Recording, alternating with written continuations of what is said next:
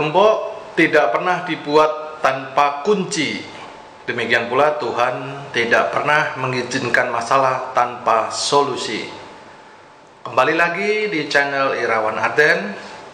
Kali ini kita akan membahas seputar mengapa bagi orang awam advokat atau seorang pengacara itu terkesan seolah-olah selalu membela orang salah.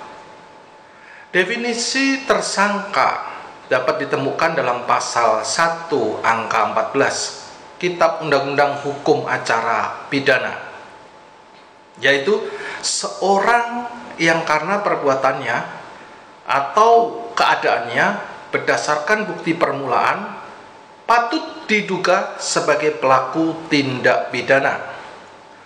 Sedangkan terdakwa adalah seorang tersangka yang dituntut, diperiksa, dan diadili di sidang pengadilan.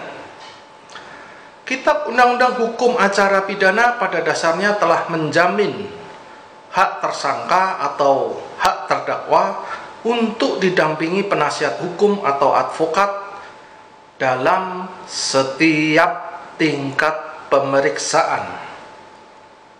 Hal ini antara lain sesuai dalam pasal-pasal berikut ini. Pasal 56 ayat 1 KUHP menyebutkan, dalam hal tersangka atau terdakwa disangka atau didakwa melakukan tindak pidana yang diancam dengan pidana mati atau ancaman pidana 15 tahun atau lebih, atau bagi mereka yang tidak mampu yang diancam dengan pidana 5 tahun atau lebih, yang tidak mempunyai penasihat hukum sendiri, pejabat yang bersangkutan pada semua tingkat pemeriksaan dalam proses peradilan wajib menunjuk penasihat hukum bagi mereka. Lantas, bagaimana dengan tersangka atau terdakwa yang diancam pidana di bawah 5 tahun? Pasal 54 KUHP menyebutkan, guna kepentingan pembelaan, tersangka atau terdakwa berhak mendapat bantuan hukum dari seorang atau lebih penasihat hukum selama dalam waktu dan pada setiap tingkat pemeriksaan menurut tata cara yang ditentukan dalam undang-undang ini. Kemudian pasal 55 KUHP menyebutkan untuk mendapatkan penasihat hukum tersebut dalam pasal 54, tersangka atau terdakwa berhak memilih sendiri penasihat hukumnya. Selanjutnya, pasal 57 ayat 1 KUHP menyebutkan, tersangka atau terdakwa yang dikenakan penahanan berhak menghubungi penasihat hukumnya sesuai dengan ketentuan undang-undang ini. Lebih lanjut, pasal 114 KUHP menyebutkan, dalam hal seorang disangka melakukan suatu tindak pidana, sebelum dimulainya pemeriksaan oleh penyidik, penyidik wajib memberitahukan kepadanya tentang haknya untuk mendapatkan bantuan hukum, atau bahwa ia dalam perkara itu wajib didampingi oleh penasihat hukum, sebagaimana dimaksud dalam pasal 56 KUHP. Dengan demikian, pada dasarnya tersangka atau terdakwa itu mempunyai hak untuk didampingi oleh penasihat hukum atau advokat atau pengacara dalam setiap tingkat pemeriksaan. Pada saat seorang advokat membela kliennya yang oleh orang awam dianggap bersalah, artinya klien tersebut telah melakukan dugaan tindak pidana.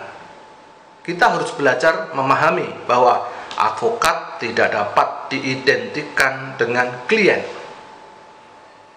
Sesuai pasal 8 ayat 1 Undang-Undang Nomor 48 Tahun 2009 tentang kekuasaan kehakiman, ditemukan namanya asas praduga tak bersalah yang dirumuskan demikian: setiap orang yang disangka, ditangkap, ditahan, dituntut atau dihadapkan di depan pengadilan wajib dianggap tidak bersalah sebelum ada putusan pengadilan yang menyatakan kesalahannya dan telah memperoleh kekuatan hukum tetap. Artinya, meskipun masyarakat menganggap seorang klien tersebut bersalah, namun yang berwenang menentukan seseorang bersalah atau tidak adalah putusan pengadilan yang telah berkekuatan hukum tetap. Dengan demikian, maksud dari didampingi advokat atau pengacara bukan semata-mata agar klien dibebaskan dari semua tuntutan, tetapi advokat menjadi penasihat hukum untuk mendampingi tersangka atau terdakwa di muka pengadilan.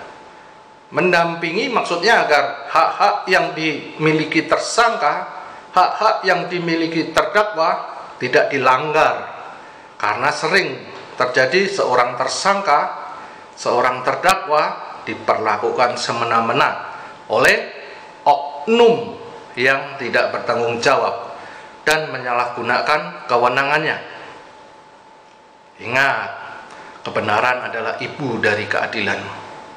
Oleh karena itu, jangan membenarkan kebiasaan, tetapi biasakan bertindak benar dan berpikir benar di luar kebiasaan. Doesn't